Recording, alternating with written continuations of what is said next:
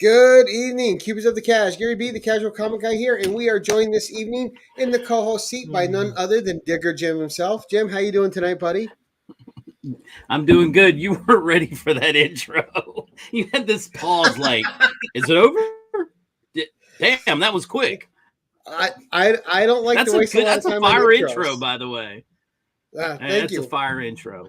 Done by E-Man, who does great work for I know. me. And anyone else who commissions it. He's a good dude.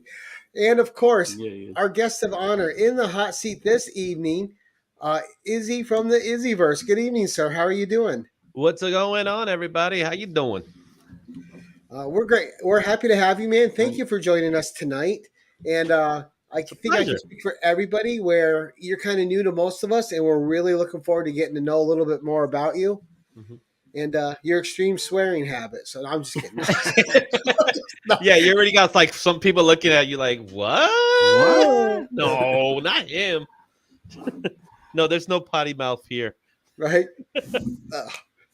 But thank you for coming on. So before we say hi to the chat, what I like to do with each and every one of my shows is let the guests introduce who they are for those who are catching on the rewind and those in the live chat who may not know who they are, and give us a quick 1 minute pitch on what your YouTube channel is about.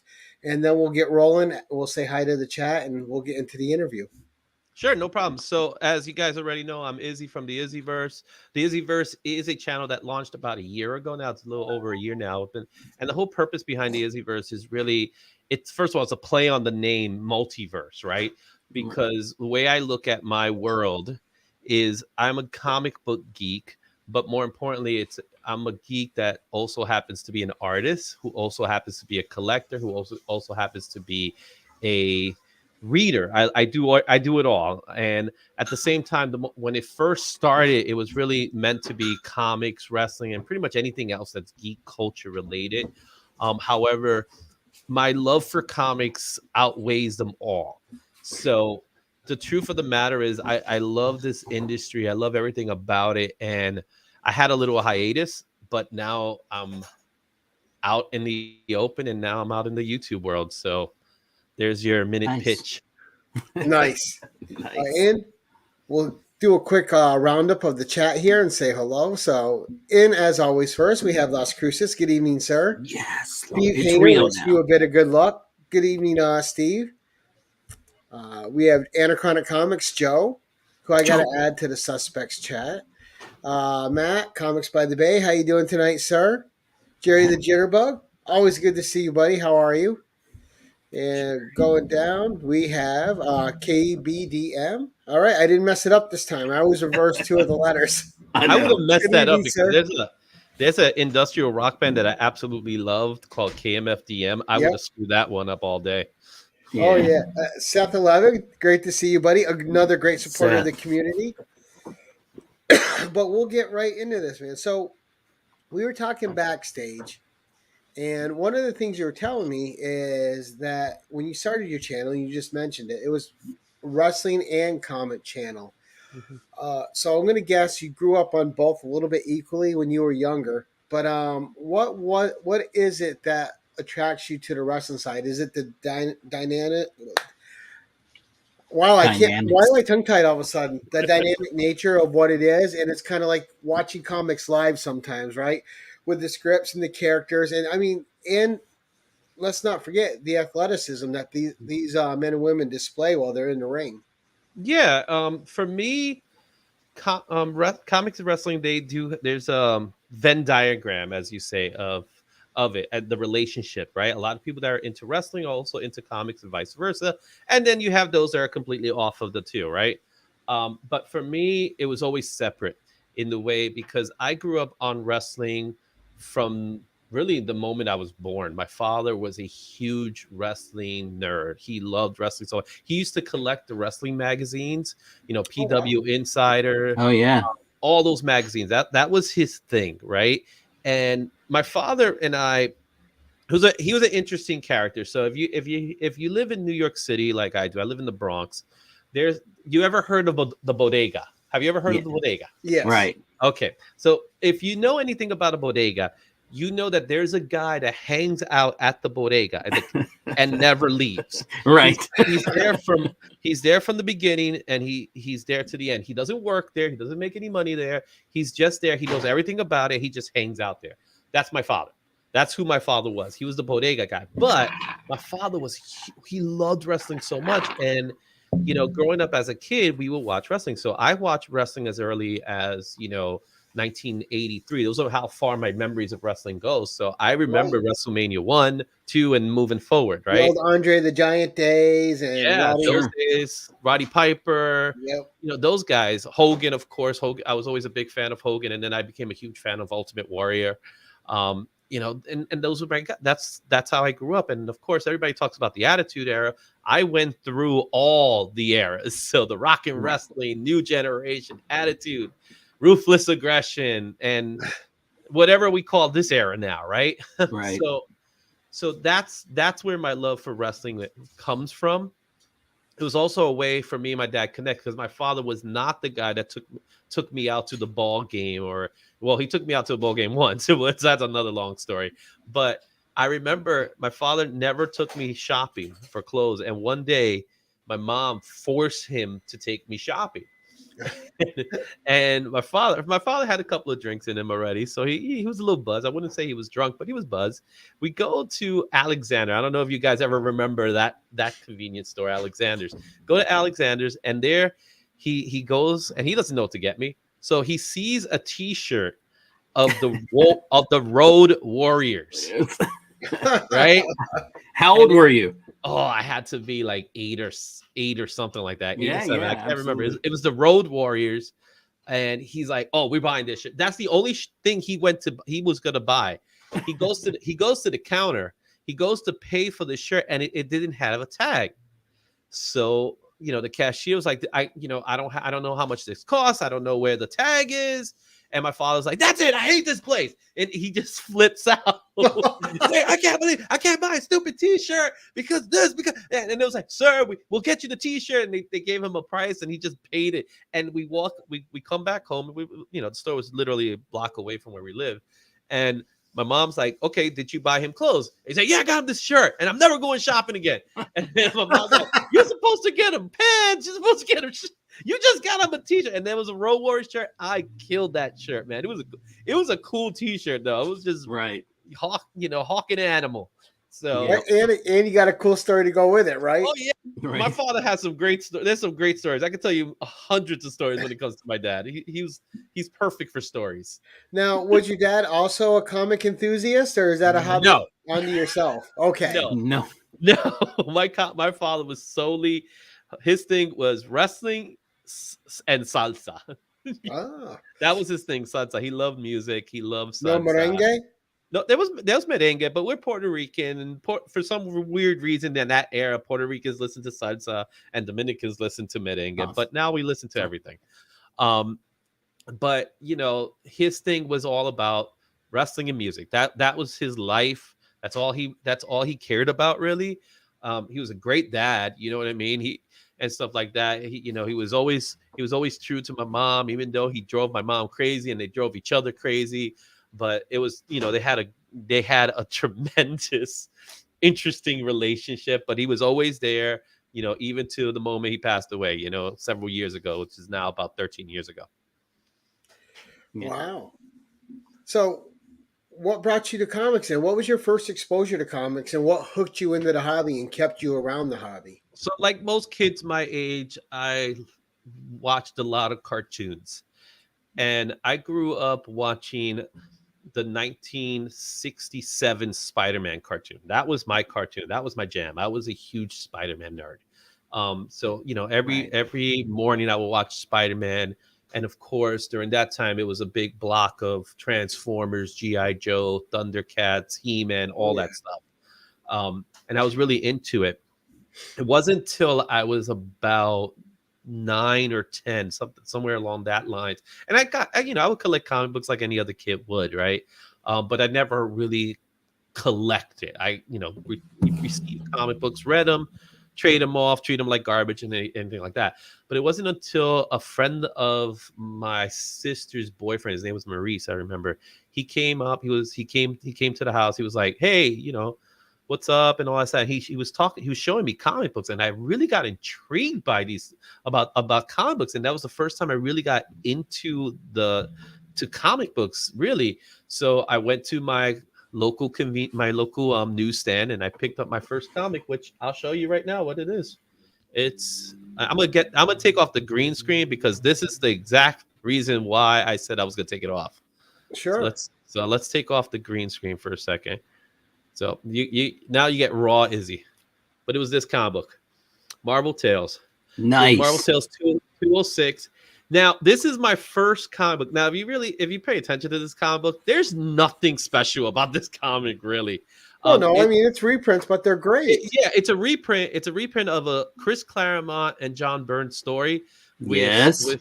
With Thor and Spider-Man, and then Havoc's in it as well. Yeah, Marvel Team Up. It's like 60. Yeah, it's Marvel Team Up. No, I can't remember what the number is. Believe it or not, this week I actually picked up the Marvel Team Up of this book, so I'm really happy for it. But it was the very first comic book.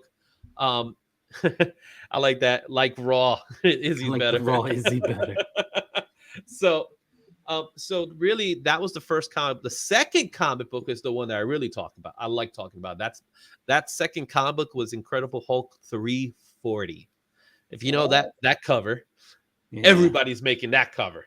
Right. I got that one stored somewhere in there, so you can't see it right now. But I have that book there. So, you know, from that moment on, I really just got into it as a collector, as a reader, because I read my comics. And stuff like that, and I didn't know about the boards and all this stuff. So you know what I did? I had bags, but I will put them in like brown cardboard boxes, and I'll just cut up the cardboard boxes and put them and put the comic book in there to preserve it nice and clean and stuff like that. Right. And it was hard enough to get your parents to buy you a comic, let alone bags and boards that would go with them. Oh yeah, no. Yeah, I had a nice allowance. My father would give me like $5 a week and stuff like that, and I would just take that $5 and just go to the comic book store. Man, you was rich. $5? Well, it wasn't rich. It was more on the lines that $5 could get you a lot of comics back then. That's what I meant. Yeah, back then for sure. I mean, you know, and I remember how much go-aways back then. Yeah, I remember, man. Yeah. I had the numbers in my head: 75 cents, $1.50, $2.25.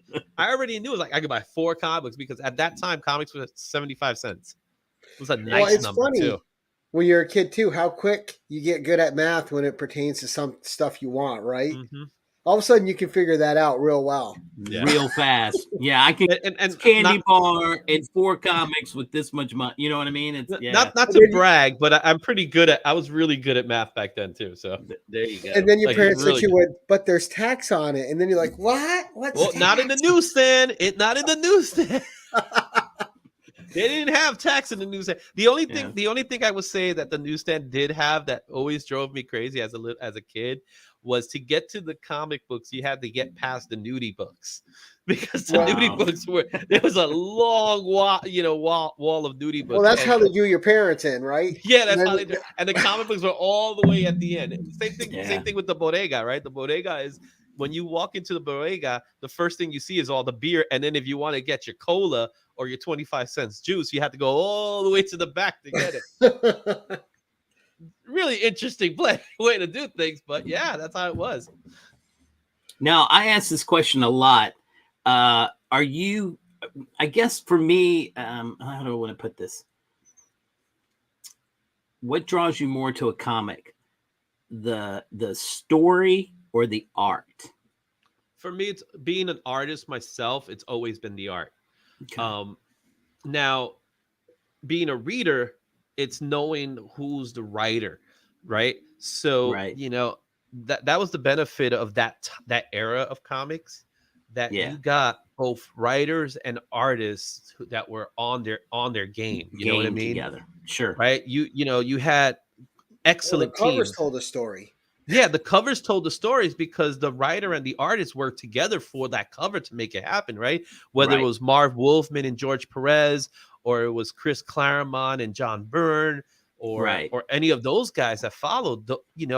it really was a team Milgram, Joe effort. Sinnott. Yeah. Yeah, Exactly. Al Milgram, Joe Sinnott, absolutely. You know, and that really a was team why I effort. was asking that, because today I don't think that happens much. I really don't. No, You get no, some I have of the I have a big covers and you're problem with that. like, yeah, Yeah, I have a big problem with that today. That's one of the things I do have a problem with today's.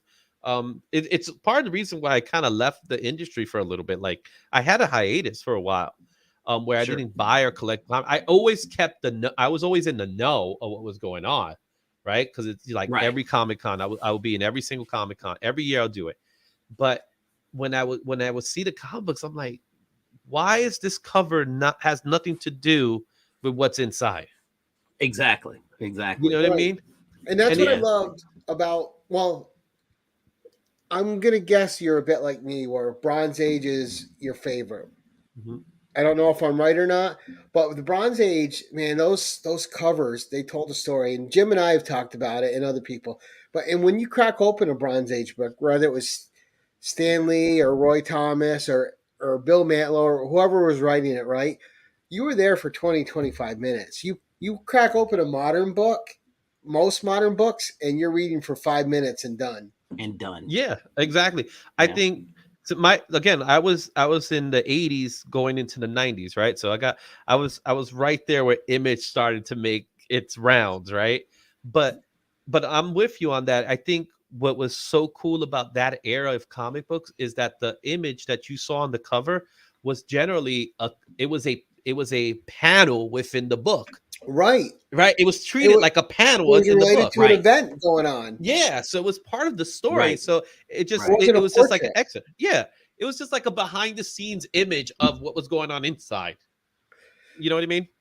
Now let's talk about your art a second, because you said you're an artist and you draw, Yes. but every artist has something that caught their eye that got them into it. Mhm. So, as far as drawing comics, what was the character that first made you put pen to paper and help create your love of drawing?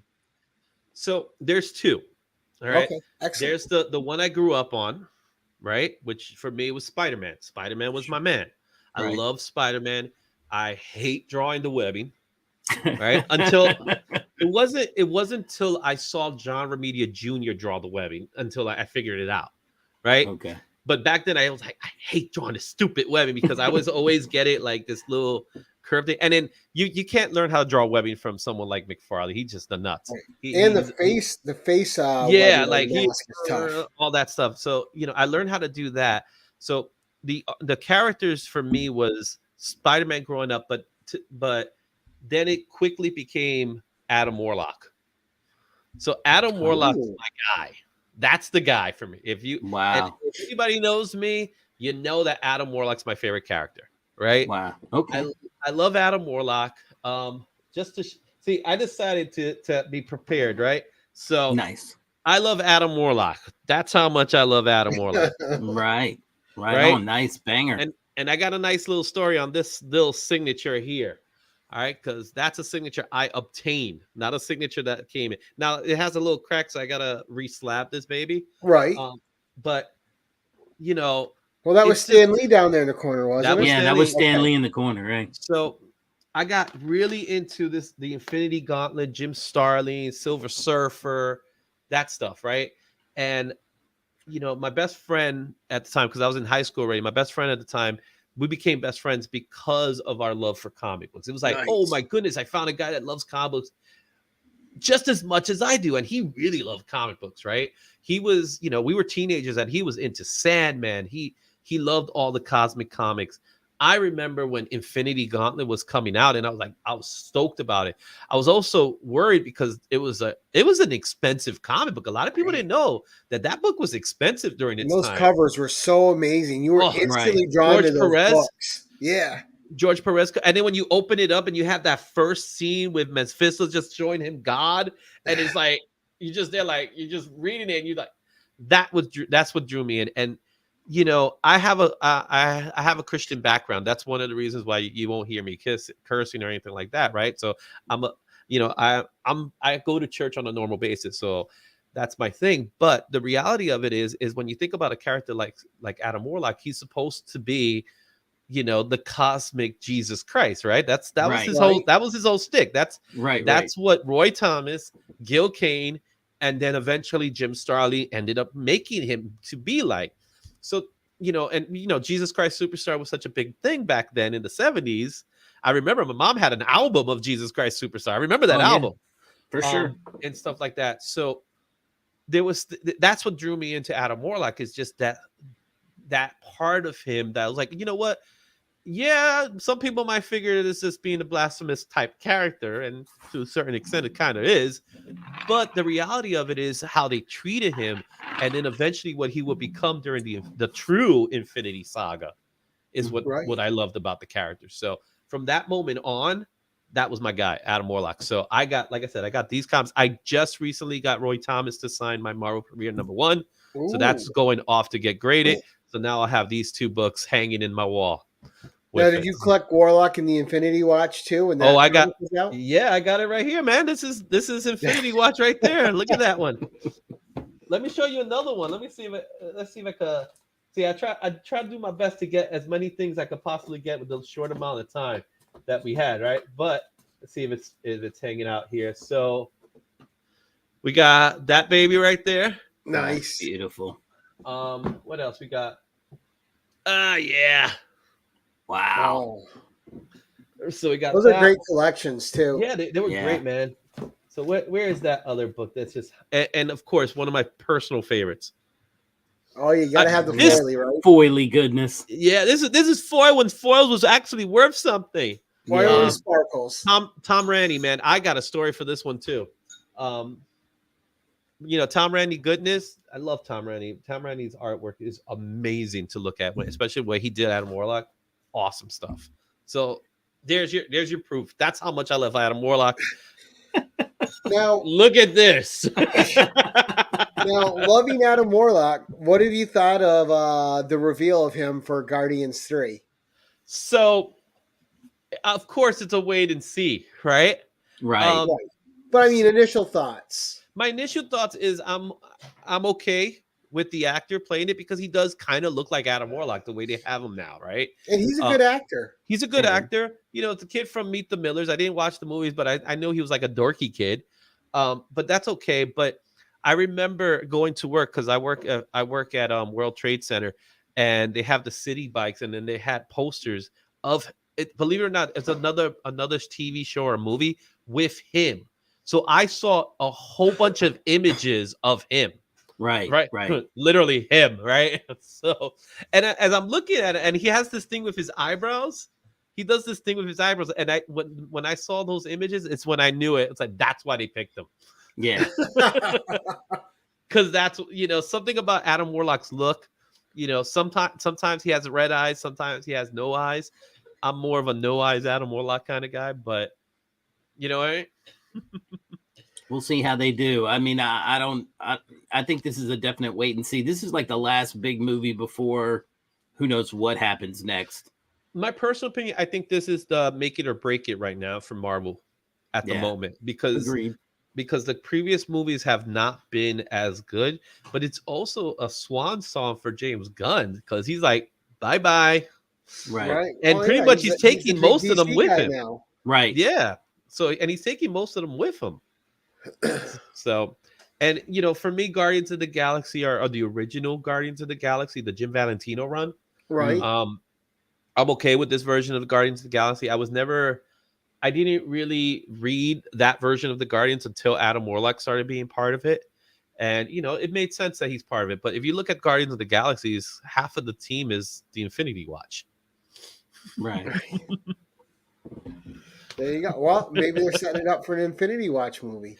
Well, you got High Evolutionary, so it's obviously they're going to counter Earth. Right. So they are keeping track to the Roy Thomas story. So I'm looking forward to that. Do you think we'll get the Beyonder in one of these phases too? Yeah, I think Beyonder is going to be part of the Secret Wars storyline. My personal opinion, I don't think Kang's going to go beyond Kang Dynasty. I think at Kang Dynasty, that's where we go to get someone else. I don't think he's going to be the part of Secret Wars. I think he ends in Kang Dynasty, my personal opinion. Especially after the recent news, most likely. Right. That happened in New York, man. Sometimes, you know what I'm saying? Right? It was not good news for him. You're like, he choked the girl. It's like his lawyer's like, no, he didn't. I didn't see it. I don't, you know. Right. We'll see. So we had your favorite character to draw. Mm-hmm. Now, with today's comics, you said you have a problem with how they're doing stuff. So it's as an artist, or as a reader, which part bothers you the most? Because there's some great writing out there right now and some great stories being told, and we do have fantastic artists. You know, like Celine and Perillo. Plus, you still have some great classic artists out there doing awesome stuff. Well, like one of my throwbacks is I love the painted covers of like you know, like Perillo does and stuff, but of the old Savage Sotoconians like Earl Norham and Joe Jusko and stuff like that. What do you want to see more of on today's comics, art wise and reader wise? So what I'm old school in that way, right? I believe that the comic I'm receiving and I'm looking at mirrors what's inside. Right now, we've always had cover artists in the past. That's always been there was always a thing for cover artists and interior artists. Right. However, now we're in a stage where practically 98% of the books, it's a cover artist and some unknown interior artist. Now, there are certain, Right. exceptions to the rules, like a Jorge Jimenez or something like that, right? But my bigger problem is that you have people who are working so hard to give you 22 pages of story and no one cares about it. All people care about, and it's not a knock on the artist because I think he's fantastic, but all people care about is that it's an art germ cover. Right? Yeah. And I think what's causing that problem is this. Oh, for sure. Well, I mean, Right? that's where it turns into official art, in my opinion. I mean, like you can, I'm a big negative space variant guy. I love those covers. I know nothing about the story. I know nothing about the story inside. And I'm okay with that because I didn't buy it for that. I bought it for the cover because I want to put it on my wall. I want it to be like art. You know, I don't have any up right now, but you know what I'm saying? I mean, and I agree with you on that. And that's okay. But it doesn't, I just don't understand the having one story have, 10 different covers. That drives me insane. Well, there's two problems, I think. And this is my personal opinion about that whole concept is I'm fine with the cover artists. I don't have it. I have some really good friends that are cover artists, right? I have some good friends who are in the industry that are cover artists. And that's fine. If that's how you make your money, I'm perfectly fine with it. It's nothing against you. It's nothing against what's the artist inside either, or the writer for that matter.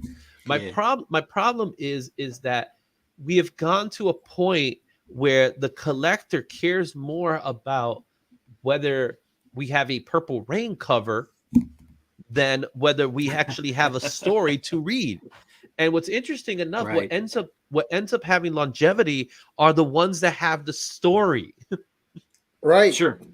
Right? Sure. So it's very rare where the cover is what keeps the price tag up. Because what do we see with most of these variant books, right? They're extremely hot that day they come out, right? That week, everybody's going crazy, right? Everybody's going crazy over a Jack White cover, right? Rightfully so. It's Jack White we're talking about here from the White Stripe. Sure. No one saw that coming, right? They're going crazy.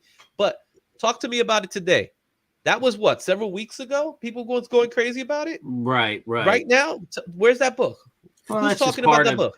That's part of FOMO. I mean, that's what, people, they got to have it. They got to have it. I think FOMO is what's hurting the industry. See, that comic's in my LCS, and I walk by it every time, and I'm not tempted at all. I'm more. Yeah. What gets me with the multiple covers is if it's a character I like, right? Mm-hmm. So, like Black Cat, I will buy multiple Black Cat covers because it has the Black Cat on it. Or or Conan. I'll buy multiple Conan covers because it has my favorite character on it, right? But I think where a lot of this was created from, and you can tell me if you agree to any extent or disagree completely, but we didn't see it this gimmicky with artists and covers until online retailers were a thing. Mm-hmm. And now everyone had to have their own artists with their own artist exclusives Sure. to drive you to their Mm-hmm. to their website to buy their version of the book. Right. You know, I can't complain about it because I'm guilty of some of it. Like if I see a really nice David Nakayama cover, I'll buy it. Yeah, You know? sure. You know, I'm a guy that'll buy like 4 Red Sonja covers for the same book, but I also read the book. Yeah. Yeah, But that's my point, right? My point is I don't blame retailers. I don't blame artists. The people who are to blame are the publishers. That's the ones that are allowing this to happen, right? All these other guys are just taking advantage of this opportunity. And for me, the biggest, the group that's hurting the most out of this is the LCS. I'm a huge LCS guy. I don't shop for new books online. I get exclusives online, right? So I got deals with like BTC and things like that, retailers, and I got a good friend over in Comic Exposure too, right? So I'm not complaining about what they're doing. My thing is I'm gonna go to the shop every Tuesday, every Wednesday. That's how my collection was built. That is how my collection continues to be built. Yeah. And I could go there and I could see the book and I could touch it and feel it. I could look inside and say, you know what? I'm buying this. Right. Right. Or Right. I'm not gonna wait, and again, more power to those guys that don't have access to an LCS the way I do, right? I have like 6 of them nearby, so I could pretty much go here. Just the other day, I went to one LCS, and that very same day, I went to the other one, right? Right. So I do have like that 6 here in Rochester, so yeah. So I got Midtown Comics times 4. You know what I mean? Yeah. So I could do that, and I have that luxury, and I understand that there are those who don't have that capability. I get that. So they have to shop online, and that's fine. There's nothing wrong with that. I'm personally, I like to have my hands on it. You know what I mean? I rather to go out for the hunt rather than just let it come to me. And my LCS is part of why I got back into comics, because LCSs were part of why I got back out of comics to begin with, because I had bad experience with people that, oh yeah, you have a pull list? Oh, well, but my buddy wanted the book, so you don't have the book anymore, right? Because it was a hot book. Until I found the current LCS I'm with. Like if that book comes out and it's immediately a $20 book, well, it's on my pull list. I get it for the $3.99 cover price. Right. Yeah. Yeah. And same thing. I have. And it's not given to one of his buddies. It's sitting there in your drawer because you're on that list. He has integrity, and it's tough because some of the LCSs without integrity really hurt the LCSs that do have it because they leave a bad taste. Yeah. And then there's like, I'll say this much about the LCSs. There are some that they're the nicest people on earth, right? And then there's those that it's just a business to them, right? They don't have that same passion as we do. They own a comic book shop, but they lack the passion for it. I've seen that. And then you have those who are so territorial, it's ridiculous, right? So it's like, you go to an LCS, you pick up 2 books, right? You pick up 2 copies of one book, and they give you this stink eye. Like, why are you taking 2 copies? And and I always go like this. Well, I'm on YouTube. I do giveaways. I want to keep my copy. And not only that, why do you want a bunch of backstock if you're a comic book shop? Do you not want to sell? I can see if somebody goes in, they want to buy 10 to 15 copies of a book, but buying 2. Yeah. But even so, I think, you know what? I get it. The influencers have caused that effect as well. But sure. What? But you know what? That's on you as an LCS for not being wise enough to the game. Again, you should, if that's not your passion and you own an LCS and you're just there because it's a business thing, that, you know what? Why don't you just hire people that are knowledgeable enough that are going to do that? Right. That's what one of my LCSs has, that the guy was a baseball shop guy. His thing was about baseball cards. Right. So his shop was all about baseball cards. And then he moved to comics. Right. Because it's obvious. It's obvious that happens. Right. Well, Right. he has someone that works with him who I call the actual manager of the store. Right. Right. And this guy, great guy, he's the one that knows what's going on. He knows what the inside. He's the reader, right? It's always, if you're an LCS, it's always great to have someone in your shop, in your staff, that is either passionate or understands the business even better than you do. You know what I mean? Right. And I don't own an LCS, guys. I wish I did. I ask my wife every day, Henny, do you mind if I open an LCS? And she gives me that stink eye. Like, they don't make money. And I say, and I know how they would make money. You know what I mean? Because I understand marketing. And I understand you how have to to do keep more than sell books nowadays to be an LCS. You got to be in the toy market and the Funko market, and so many other things that go into it. You gotta sell on the days. So LCSs make money on Wednesday. That's their money day. Sometimes Tuesdays, right? So you have to figure out when to make sales the rest of the week. And the reality of it is, you're not going to make it while you are in the shop. Use that time wisely to do the things to get business. What a lot of people I've seen do, and a lot of YouTubers are part of that, or whatnotters, is that they sell on Whatnot. They sell on Instagram. Right. They do that. That's how they're going to maintain their business. That's where they're able to say, I'm going to sell this comic book for $1 auction, because they bought it at a wholesale price, right?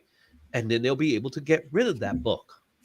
And I think another important factor too is a lot of LCSs, there's some that don't carry backstock.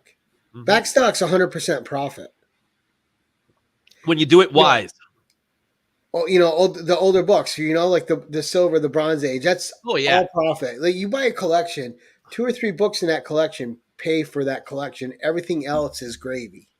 Well, yeah, and the other thing is personable, right? It becomes, instead of it becoming business, it becomes personable. It's becoming your worst enemy, right? Like, I know another LCS that says, I don't sell slabs. Well, why not? Right. Right, because that's not how comics. Like, I know another friend of mine who calls them, comic coffins. And to each his own. If that's what you want to call it, yeah. Well, guess what? When you slab a book, part of the market. That book is 3 times more expensive than when you have it raw. Right. Because that's what the market dictates. I mean, that's what we decided. I mean, we decided that we're going to use CGC, CBCS, whatever, and this is what the market dictates they're willing to pay. Somebody's willing to pay this much money for this book, and if it's slabbed and it's at this grade, and that's just part of the business. It is right. Clear pricing too, I think, is like one of the great things my LCS does. All their back issues are clearly priced. You know exactly what you're into when you're going up to that counter. Yeah. It's that's not one thing that I will say. If this book popped and it's $40 now and there's a $5 price tag on it, you're paying $5. Yeah. So I'm gonna give you another joke. Well, not a joke, something funny that I caught yesterday. So yesterday I'm in the city, and there's a newsstand, a street newsstand, and I'm gonna post this up so you guys can see it. I see the street newsstand. I'm just walking. I believe it or not, I'm walking to the other LCS, and I see this newsstand, and it caught my attention. How they had the magazines in the wall? Well, they had some comic books, but they had old 90s comic books, like some old Valiant comics. There was like a Wonder Man 18 there. There was a Solar, old comics, really worthless comics, and they're treated like garbage too. And they're there, and he had like he had like the price tag on it. He like priced them $9.99. It's like, oh look, I can get this comic for $9.99. Clearly has no idea what that book is worth, especially the way he's treating it. Right? And I'm like, this is hilarious. So I showed it to one of the LCSs. I was like, look at this video. He's like, what? It's the funniest thing I've ever seen. But that's the. I'm sorry, Jim. No, but go that's ahead. the point I want to bring, is that if you're gonna run an LCS, you better know how to run an LCS, or else you're gonna shut down. Oh yeah, absolutely. I last Friday, or no, the Friday before last, I had to go. I don't live in a big town, but I had to go downtown to pick up something for my wife before she left for a trip. And the LCS had downtown that I go to had not officially opened, but the lights were on. So I just kind of, opened the door and said, "Hey," and John was in there with another guy. This guy had brought his, I don't know, his grandsons or somebody's collection, and it was basically one box. And I think John's going through it, and I'm watching him, and I'm not saying a word. I'm just watching. And the best book in there was first appearance of Gambit, the X-Men, not the annual, but the first cover appearance. How about that? Mm-hmm. Yeah. Of Gambit. And that was probably the best book.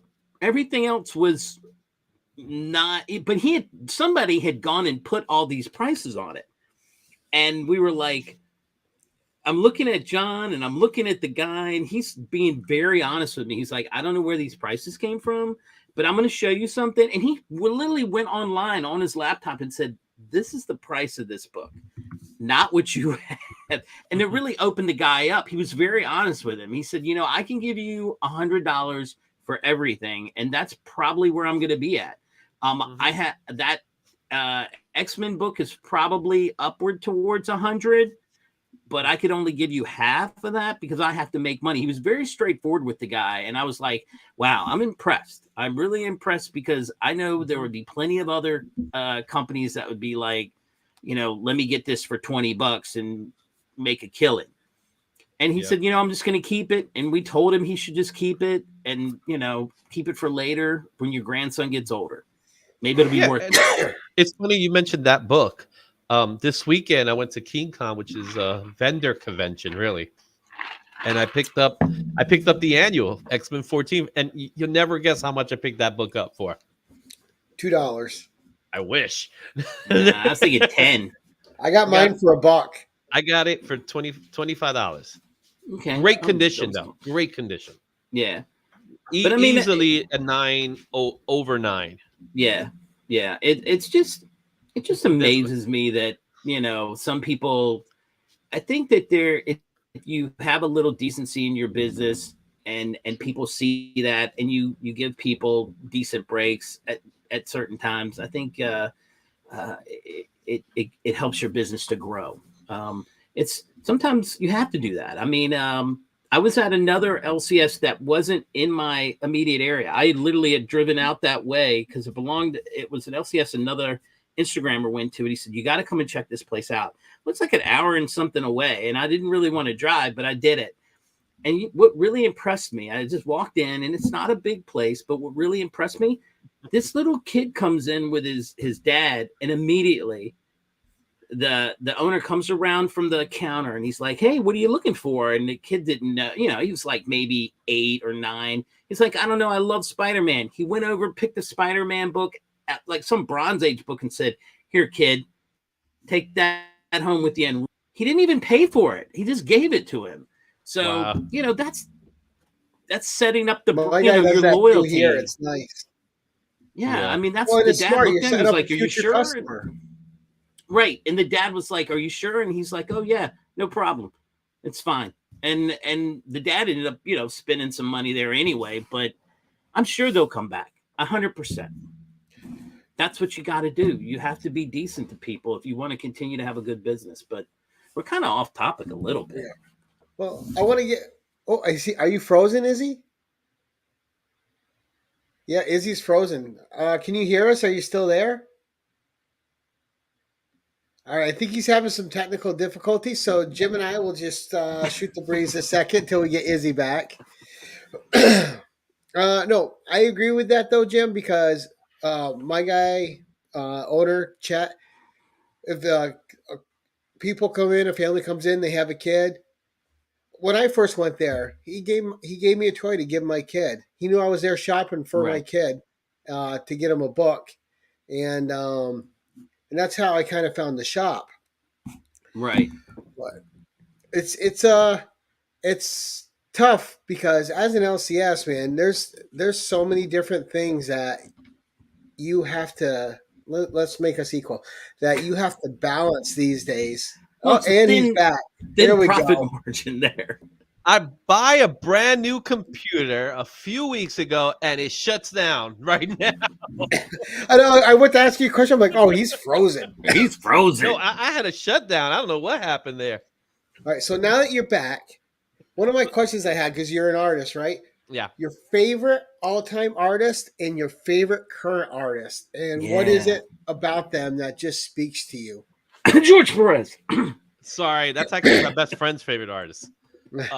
Good best friend. Yeah, he's a great. He's an awesome guy, man. We still talk. We still do comic books and talk.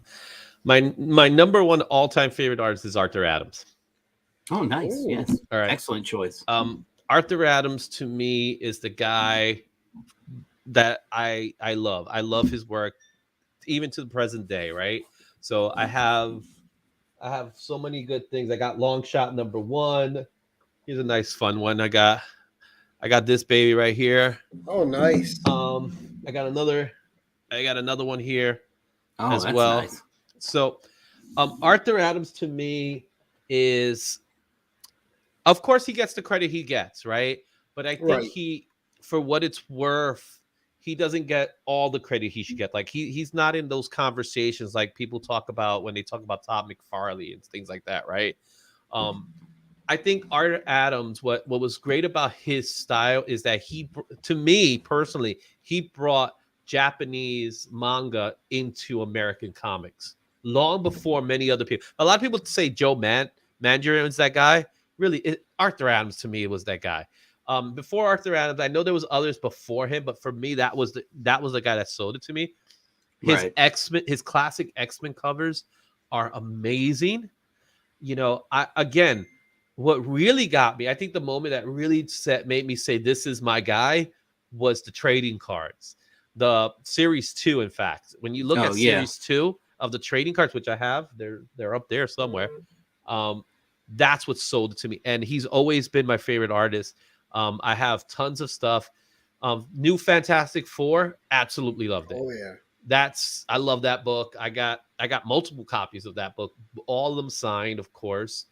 I thought it was unfair that they brought New Fantastic Four back and they didn't have him at least do the covers, but they got his copycat Nick Bradshaw to do them, which to me was like, you know, nothing against Nick Bradshaw, but clearly Nick Bradshaw is a Arthur Adams copycat. Right. He's influenced by him. Let's put it that way. He's influenced by him. There's a term, influence.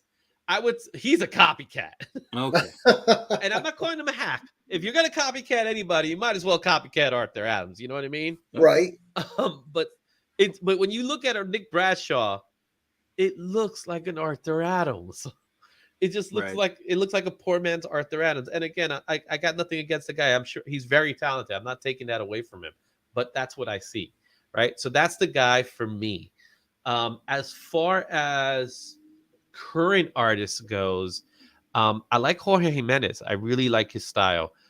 There's this energy about his style that I really enjoy.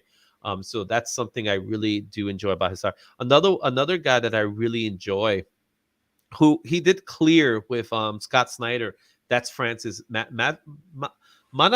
That's how you say it. I'm trying to say that's how you. He did Flash. That's how I got really into his style, because he has this. He draws like it's loose painting, and things like that. So as an artist, those are the guys I absolutely like. And yes, I do love me some good George Perez. I will never take that away from it. But it's always going to be, it will always be Arthur Adams for me, my man. And you know who's another guy that I think the chat's going to be like, really? And I'll explain. I have to explain it. John Romita Jr. See, the Blocky before Blocky, I liked him. After he went Blocky, he went through phases. He definitely went through phases. I'll give him that much. I'm with you on that, Gary. Blocky John Romita, I could not stand. Couldn't stand it. I was like, this guy doesn't know how to draw. what kind of artist is that? Ugh, it's awful. But then when I got into schooling and really getting to draw comics and understanding how comics are drawn, he's a genius. A genius. And of course he learned from the best, right? His father, right? So right. If you ever pay attention to John Romita's artwork, it doesn't matter if it was before or then, right? Even now he does it. I think now he's kind of like, he may be a little bit past his prime now, but look at how he makes you read a comic book.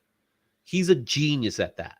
Where you could, he could do something where he makes a light fixture make your eye go to the next panel.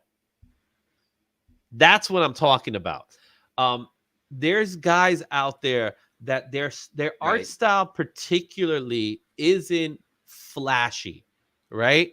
You got guys like, you got Art Germ, who's gorgeous, right? But I want to see him do panels.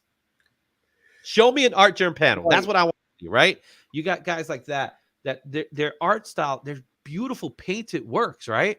And again, that's why they're cover artists, right? But can they tell a story? That's why I was so drawn when I finally learned the genius that is John Romita Jr. and his style, and then talking to Scott Hanna, who's his primary inker.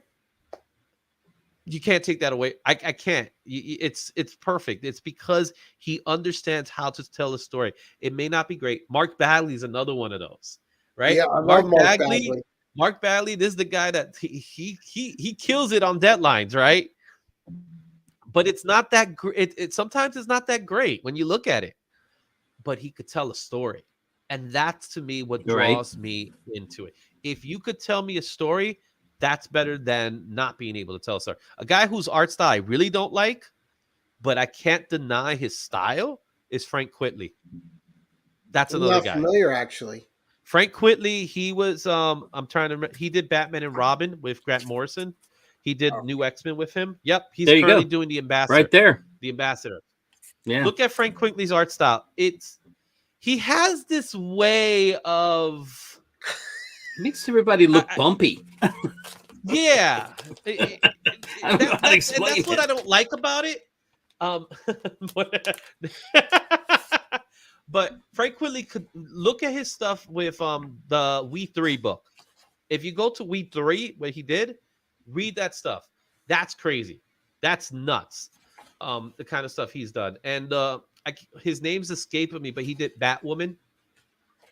Man, what's his name? I think it's Williams. Something Williams. I know if somebody's in the chat, they'll tell me.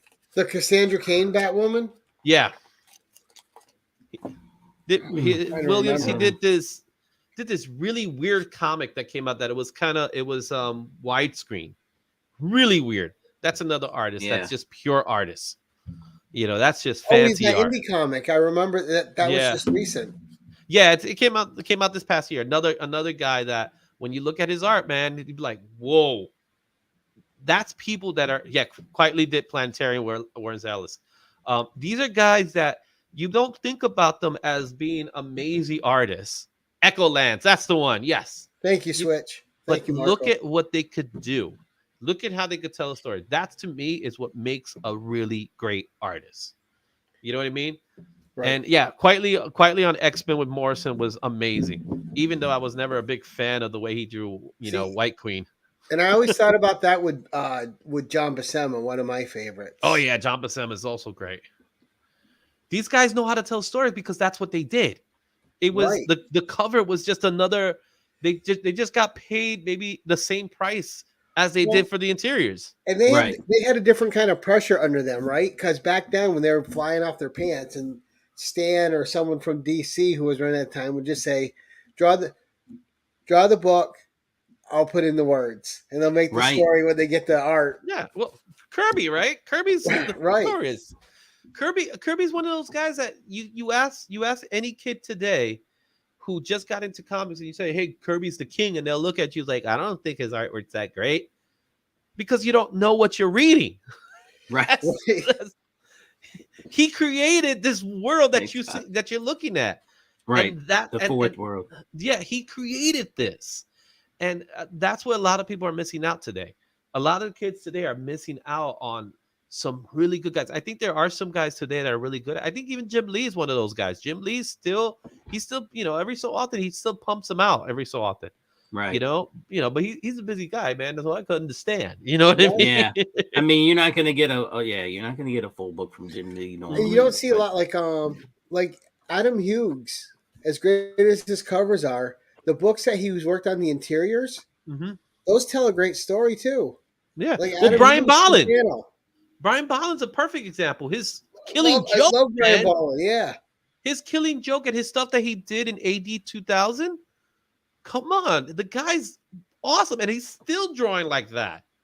But he doesn't do a lot of interiors, right? There's not a lot of interiors with Brian Bolland, but he's the best, to me, the best Joker artist ever.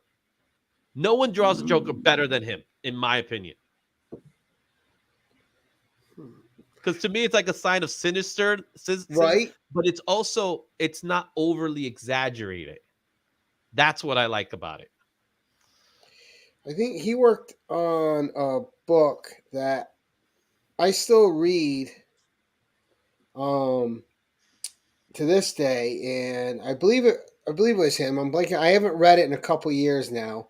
And it's one of and it's my favorite book by Brian Bolland. It was a 12-issue series, and that's Camelot 3000. I know what you're talking about. I love that 12-issue series. I don't know what it is. I found it when I was younger. I connected with it. Loved the storytelling. It had that mix of Arthurian legend to it. Plus, it changed it up in a way that was fun and exciting, and still stayed true to the stuff. And man, I just love that whole 12-issue arc. Yeah, I remember when that came out and stuff. I don't have any of those, but I do remember it. Another guy that reminds me, you can get them in the dollar bin now. Oh yeah, well, but they're fantastic. I'll tell you some comic books I got in the dollar bin. I'm gonna show you one comic book that I got. This comic I got in a 99-cent bin. I think I might have paid 50 cents for this book. Are you ready to see it? Let's see it. Wow, nice. 50 cents. That's how much I paid for this. Now, how much is going for? Right. Yeah. And now we're talking about an artist that can't tell a story through panels. I was looking, I went through the pages.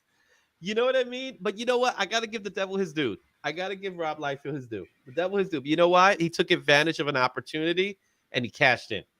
Hey, we all pick on him. Oh, but man, we he were made a all living reading off of the New Mutants in the 90s when it came out. And look at his stuff from Hawk and Dove. It's actually not that bad. It's not great, but it's not that bad.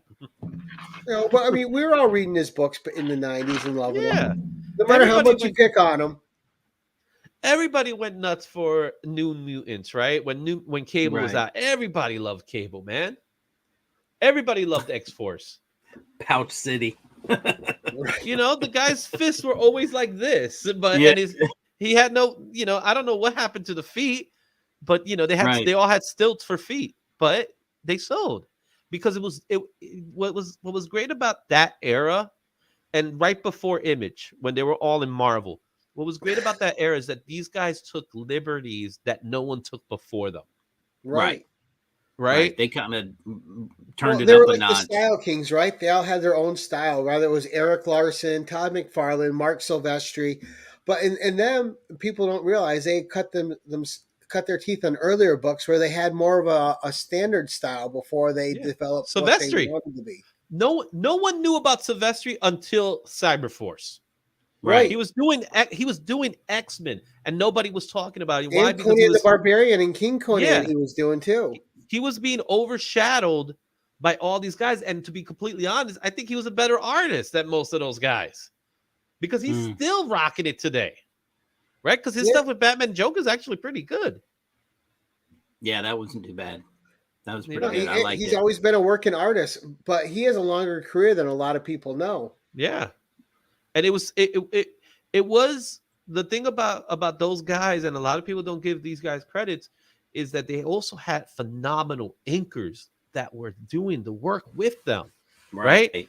So, when you find somebody that can go with you, Yeah, when you have an inker that knows you, like Scott Williams to Jim Lee. Yeah.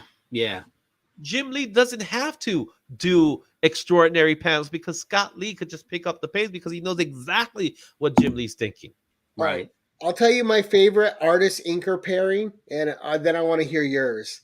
Because my favorite artist to inker, and whenever this guy, and he was a great artist himself who drew for both Marvel and DC, but whenever he inked this guy, it put his art on another level for me. And you could and his inks were so distinctive, you immediately knew who the inker was. You didn't even have to see the name. And that's Ernie Chan or Chua before, but Ernie Chan on John Buscema. Yeah, and just his regular art too was incredible. But you could always tell when Ernie inked because everything had a different look, and it was a detail, and it was fantastic. It was thick.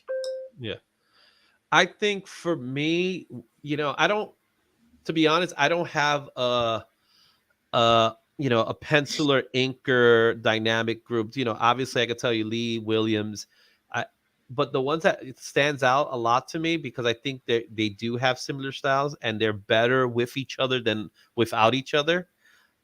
Frank Miller and Klaus Janson. I think those two, when they work Klaus Janson knows how to block the inks that Frank Miller doesn't know how to block. Because everybody talks about Frank Miller's blacks, right? But it's really because of Klaus. If you take a look at Dark Knight Returns, it's Klaus is doing the inks. Frank Miller was doing the story. He was doing a lot, but Klaus was doing the inks to make it work. And then you throw in Lynn Varley with her colors, and you had a masterpiece of a book. And back in the old days, Wally Wood used to do that for people. Like his inking his inking would completely transform the characters. Yeah. The one thing that I think we can all agree to is there's got to be the best thing about comics is you can always find somebody to latch on to from an artist perspective that you can enjoy, and it helps draw in you to picking up a book that you might not have ever read. For me, I know it did. I mean, mine will always be Austin Byrne. I was going to say Austin. Austin was whenever he did John Byrne's work, it just seemed better. Yeah. Other people did it. It was kind of, but he always seemed to have an extra touch. Terry Austin was solid, and he's another journeyman. He's everywhere. Well, Terry Austin. I think of Terry Austin, and he did Art Adams. He did a lot of Art Adams pieces. Sure. Another person, I had the name and it escaped me. Art Thryberg. A lot of people don't give Art Thryberg the credit he deserves. Right. And then is it Bob McLean or McLean? I can never McLeod. McLeod. He's also great. Yeah. The Dodsons are a good artist. Oh yeah. The Dodsons are the best at it right now, I think. Well, the Dodsons, man, when you live with your inker, that seems to work out really well, right? Doesn't it? I love talk about getting me to buy a variant. Put the Dodsons on a variant. Yeah, I'll be going home with it. I mean, for me, the only guy that, in my opinion, and this I'm just me, I loved when Bob Layton drew Iron Man during that period of time. I mean, I have most of my Iron Man. He's got to be in there. I just loved how Bob Layton, he put that little shine on Iron Man's. You'd have his muscle, and all of a sudden, right there at the corner, it had that little shine thing going. I just thought that was great. It was. What was really great is the technique, right? Right. The fact that they found techniques, they found ways to give us effects. They didn't have Procreate. You know what I mean? Right. They didn't have to be brushes. Creative with, right. So they could take a picture, and even I like doing it myself because I like this. I like how inks work, right? So they would take a page, and it's like they want to make a rain effect. No, we're not going to make white lines. You know what we're going to do? I'm going to take a razor blade and just do this. Right. And it worked. And it was a way of being creative that I think is lacking in today's environment because everybody wants to throw in a nice little cloud effect or a glow effect and things like that. And I will give it to a lot of some of these guys that have been utilizing pencils and Copex. That's awesome. I the fact that you're doing that, I'm really happy that's being done, and not everything has to be digital. You know what I mean? And there's nothing wrong with digital, but come on, get creative, have fun, get your hands dirty. And Literally I get think them that takes dirty. us back though to your the cosmic stuff that was so good back then, right? Yeah. When Jim Starlin was doing cosmic, you felt like you were living in that world when you were reading it. Yeah. Yeah. You And know? you know what? A lot of people don't give him a lot of credit, but Rob Lim, man, you Yes, know, Ron Ron Lim. Lim. Yeah, he wasn't a I'm sorry. absolutely. That's what I meant. Ron Lim. I said the writer Jim Starlin. I meant Ron Yeah. Lim. but Jim Starlin was is a tremendous artist himself in his Yes. own right, in that right. But Rob Lim, man, you know what it is to say, you know what, George Perez can't finish this book. Rob, can you finish it? And it still reads well. Right. You know what I mean? If you ever read the Right. Infinity Yeah. Gauntlet, Yeah. the first few Yeah, issues absolutely. are George, and then Rob Lim takes it. And as you're reading it, you don't. If you have an eye for it, of course you'll notice it. But if you don't have an eye for it, you really won't pay it. You really won't notice it.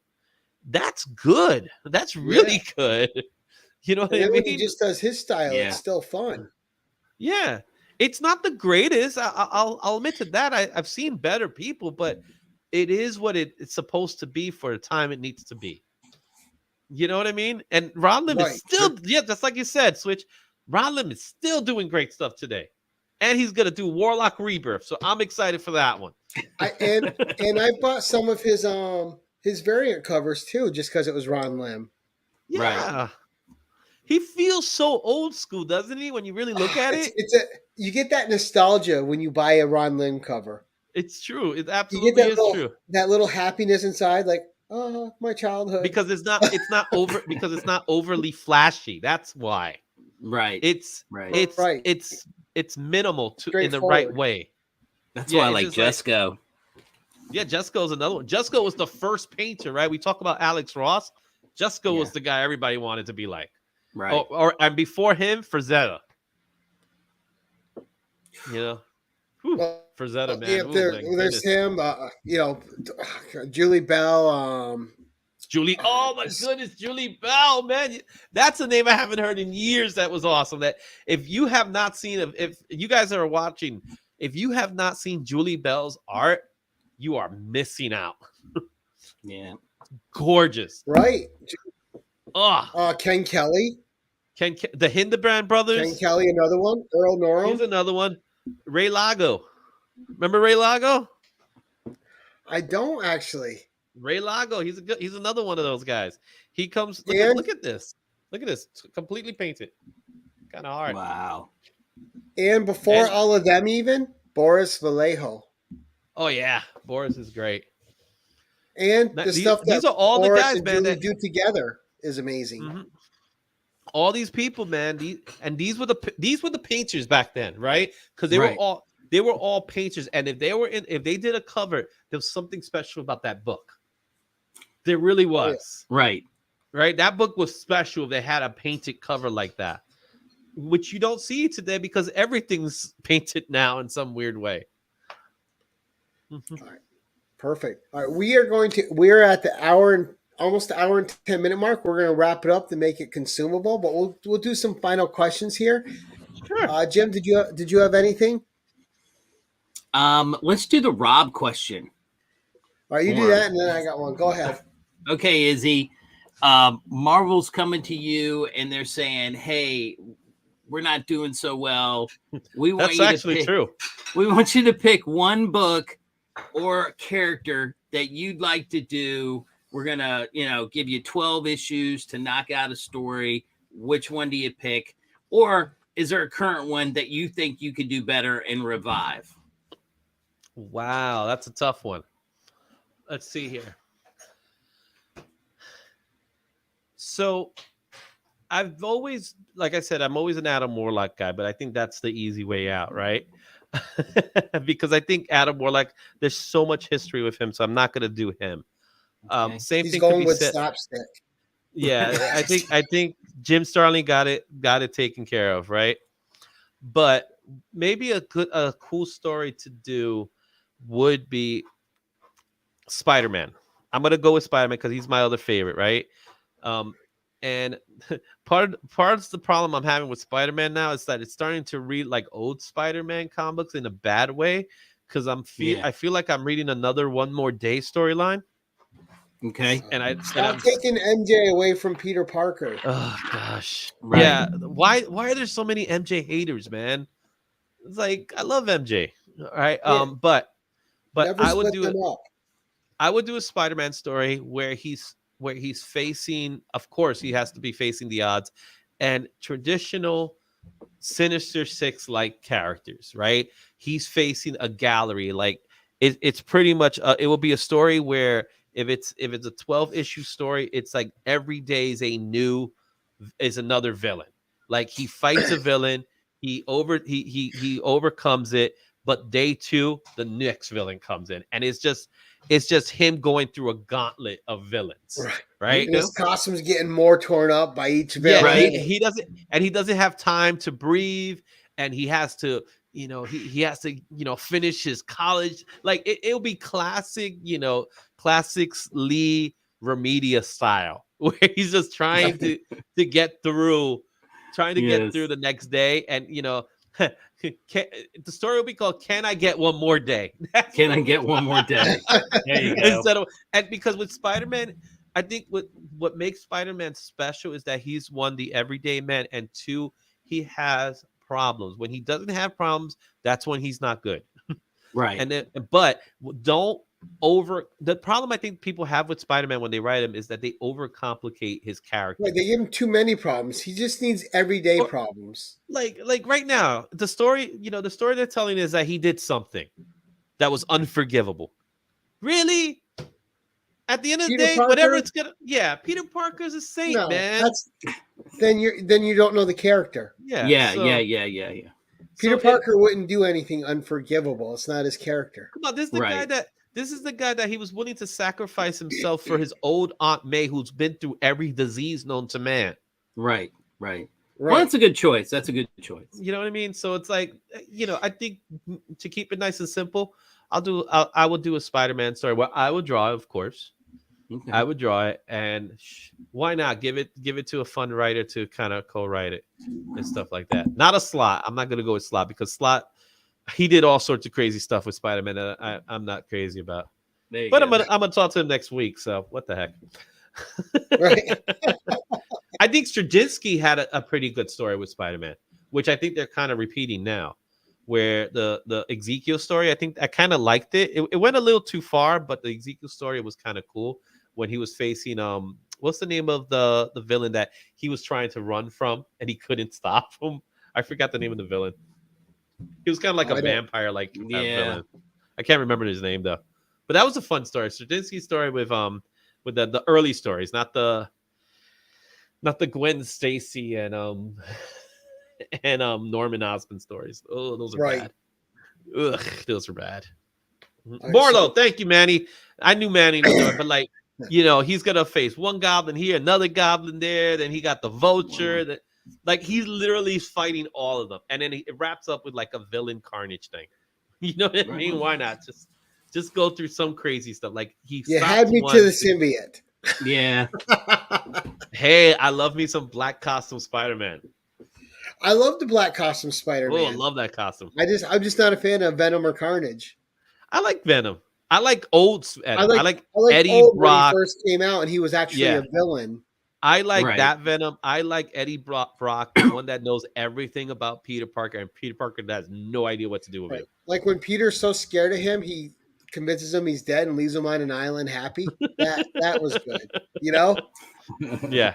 Oh, I remember getting. I have 316 as well, and I remember reading 316. And I was like, how is he gonna stop this guy? Because again, at that time we didn't really know about we knew about the sounds and things, but it's like Peter forgot about all that stuff, and he's like, the psychological torture that Venom did to Peter is awesome. Not to say that's right. I'm just saying it was good storytelling because Peter was actually scared because he was scared for Mary Jane.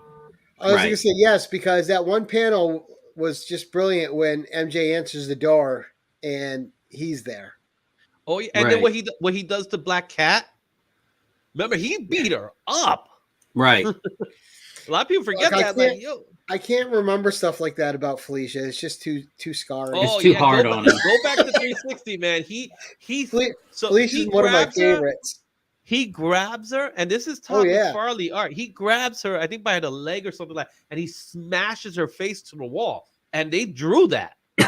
He drew that. And I was like, I was reading it then too. I'm a big Spider-Man fan. I just can't. It's like Batman today. Like, I can't buy those books because then it's all you can buy because they're in so much. Yeah. Right. Mm-hmm. Mm-hmm. All right. So my last question for you, because you do talk about the MCU quite a bit on, here and there. So I'm curious, and it can't be Adam Warlock. We're already going to see him. But pick a C-list character that you would like to see made into an A-lister in the MCU. Ooh, a C-list to an A-list. I was going to tell you a C-list character that I just want to see. But tell us both. Okay, so the C-list character that I want to see, just because I want to see him do it, is Tigra. Oh, why not? Yes. Why not? just to see it. Just to see what they do. And that Mike Deodato series, 4-issue miniseries with her was incredible. They'll screw her up, of course. They'll definitely screw her up. Because they're not going to do it the way she has.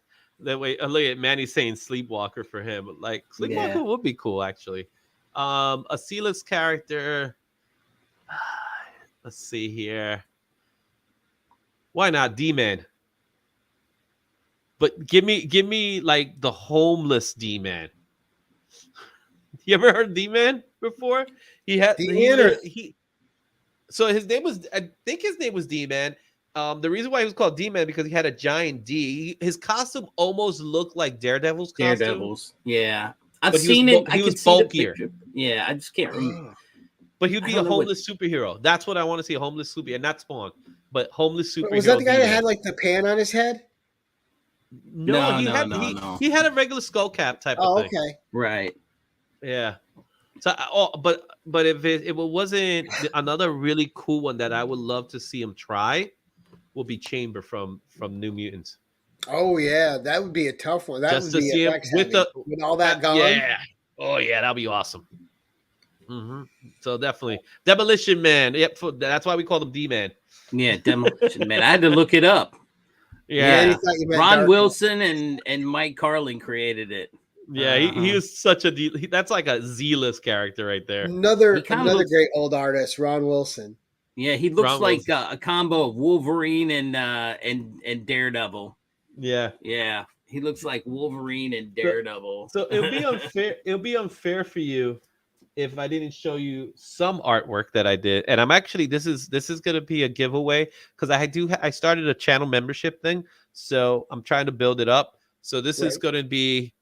I'm giving this one away. Oh wow! But nice. That's incredible.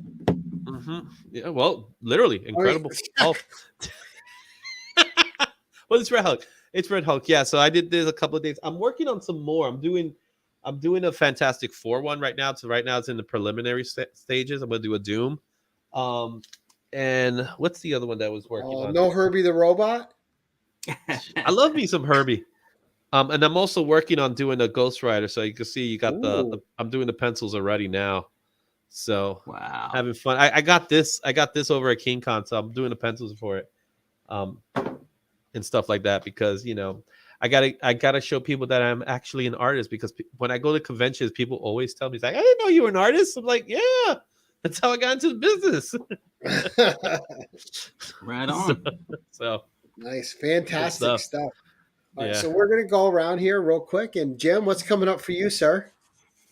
I don't really have a lot coming on. I have gotten over 300 subs, so I'll do a 300 subscriber giveaway video. I am currently negotiating with a lady to hopefully do another detecting place to detect that's like the apartments that I have been going to. So there'll be more detecting videos going out. I have a few things coming in the mail, hopefully this coming week. If they mail them, I paid them. I hope they mail them. So, yeah, that's about it. I'll do some show and tells and maybe some more detecting stuff. Maybe I'll find some cool stuff and you can see it as well. Great. Coming up for me, we're gonna, for the next 6 weeks on the Savage Saturday Comic Review, we are showcasing some art portfolios. Nice. So we're doing one a week, but they're going to be different because it's going to be live, and I'm going to have a special guest, which you'll have to tune in to see who it is. Very cool. That's going to be fun. Next week on the 10-1-1, we will have Durs on going through his 10 favorites, one with the extended story and a spec pick. So that ought to be fun. I expect a lot of Image and Spawn from Adam, so we'll probably see some of that. Yeah. He is an Image baby, so we'll see some fun stuff there. Maybe some Jim Valentino, who knows? He'd be like, "Here's my gunslinger Spawn. Here's my Scorch. Here's my Angela." He just keep throwing them out. I am an Angela fan. Nah. I love Angela. I got that first issue. So, and I love me some good Neil Gaiman. Yeah. Oh yeah. Now, and what's coming up for you, Izzy? So a lot of stuff's coming up for me. So I'm currently in the process of doing a shout out video pretty soon.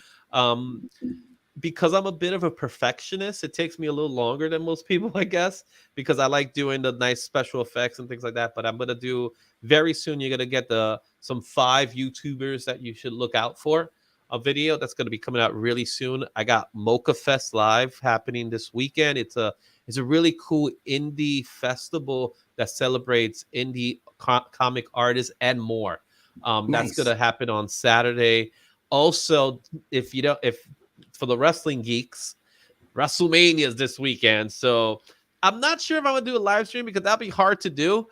Sometimes I do watch-alongs for WrestleMania, so we'll see what happens. I may or may not, because I'll be coming out of Mocha Fest. I'll probably be extremely tired for it. And knowing WrestleMania will probably go to like 3 o'clock in the morning. Right. So we'll see what happens. So I got that going on. And every Monday, 6:30 Eastern is the comic pull list. We got a lot of stuff to talk about, man. What's going on in Marvel right now? We were talking. Right. There's a lot of crazy stuff going on in Marvel right now. So we're going to be talking a little bit about that. We're going to talk about the new books that are coming out. That's every Monday, 6:30 with my boy Josh, who's kind of like my straight man when I'm the jokester. So it's a channel. We just like having fun talking about what's trending and what's coming out. So that's a lot of good stuff. Good. Nice. Well, first, I want to thank Jim for coming on to co-host as usual, buddy. Always nice to have you. Then, Izzy, thank you so much for being a guest. Hopefully, you'll be interested in coming on the 10-1-1 and showing some of those books of yours. And you never asked me the question about the signatures. I thought you were going to ask me the question about all the signatures. About the signatures, yeah, the Stan Lee one and whatnot. So I'll show you one signature that's kind of spooky now that I look at it. I got this book I got several years ago. You guys see that? Oh yeah, Wolverine Origins, sure. Okay, but here's the part that's kind of spooky to me. It's signed by Michael Turner, and it's also signed by Steve Dillon, and both of them are no longer with us. With us, yeah. Oh wow. Yeah, I'm a big Turner guy too. Yeah, and it's funny because I got 3 different copies. Oh wow. Wow. Yeah. So long story short, half of my collections are full of signatures because I was the geek that would go to every comic book convention and take a box of comics to get signed. That's when signatures were free. Yeah, I was gonna say, not now. Yeah, exactly. Now it's not now. Now it's a little shit more challenging to do it, but even it's hard because to get a signature now, it's like, well, you got to get it graded and you need a witness and you got to pay extra. I'm like, you know what? Yeah, or you got to wait in line for 3 hours. Yeah. I've done that line. That line I've done. That line I've definitely done. The Stan Lee line I've done, but that's a story for a different day. Yeah. Don't worry, we'll have you back on. Like I said, the 10-1-1 is looming. I'm going to get you on there. I'll be happy to show up. Maybe nice. my computer won't crap out on me. Yeah. You're not going to see a lot of slabs from this guy. I don't really have a lot of slabs. It's okay. It's not about slabs. It's just about books you love. It doesn't matter if they're slabbed or raw. It doesn't matter if the front cover is missing. All that matters is that you love the book. That's what the 10-1-1's about. It's not about value. It's about love of your of what you have. Absolutely. So, that's hey, dope. How you doing, sir? We're just wrapping it up. But guys, I want to thank you both. Izzy, it was really fun to actually meet you and talk to you and get to know you a little more. Thank you for coming on and spending the time with us. It was great. It's always a pleasure coming out to everybody's show. I love being on this side of the wall. You know what I'm saying? Right. I'm more comfortable on this side. Yeah. Well, you know, and you get the actual green screen. If you knew what was back there, you'd be like, okay, I understand. It's hiding the bodies. You see you actually could see my entire living room from here. So oh wow. I don't want to showcase my entire living room or my kids passing by. That hand that you saw earlier, that was my poor wife is back there with tired arms holding that up. I know, right? No, that's Jubilee and Phoenix right here. Right. My two girls. Like, Dad, are you almost finished? I'm like, give it up. We're a great family. We're a fun family. Good. Nice. And as always, a big thank you to the chat. We had a great chat going. I was trying not to laugh a few times with what they were putting in the chat. But great interactions, great comments, and thank you guys for showing up to support my co-host and my guest. Their links are in the description below. Please check out their links. Sub these people up. Go check out their content and hit that notification bell while you're over there so you know when they have more content coming out. And as always, oh yeah, I forgot to show you this one. This is for a friend of the channel. So you got to give that one to somebody. Attention all, use channel sponsor Rogue Trader at theroguetraderutah.com and my code Keep It Casual for 10% off your comic cleaning and pressing needs. Remember, when submitting your books to be graded, use a trusted professional.